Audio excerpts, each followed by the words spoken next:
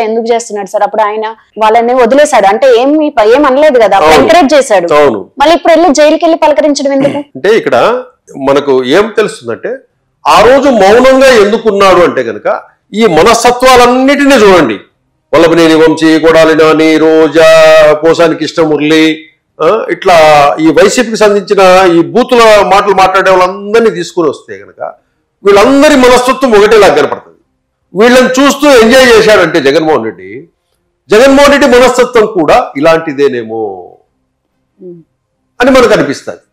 ఇదే జగన్మోహన్ రెడ్డి మీరు గమనించండి, ఏ ఒక్క నాయకుడినైనా పార్టీ నుంచి సస్పెండ్ చేశాడా?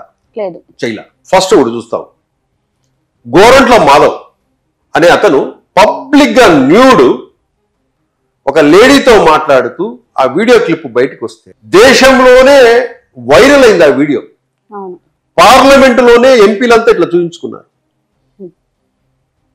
ఆంధ్రప్రదేశ్ పరువు పోయింది, ఓ రకంగా అక్కడ జగన్మోహన్ రెడ్డి పరువే పోయింది.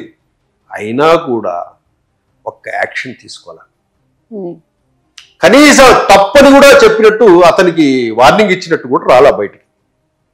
తర్వాత అంబటి రాంబాబు ఆడియోలలో ఒక లేడీతో మాట్లాడుతూ సంజన, సుకన్య అన్నీ చేస్తుందా అని చెప్పేసి ఆడియోలు చూశాం. అది అయిపోతేనే నెక్స్ట్ సంక్రాంతి పండుగలకు పబ్లిక్ సెంటర్లో మంత్రిగా ఉండి లేడీస్ని వేసుకొని సినిమా పాటలు పెట్టుకుని డ్యాన్సులు వేస్తుంటారు. ఒక మంత్రిగా కనీసం ఒక్క మాట ఏంటిది ఇట్లా రోడ్ల మీద ఏమిటి అనేది కూడా ఒక్క మాట అనినోడు కాదు.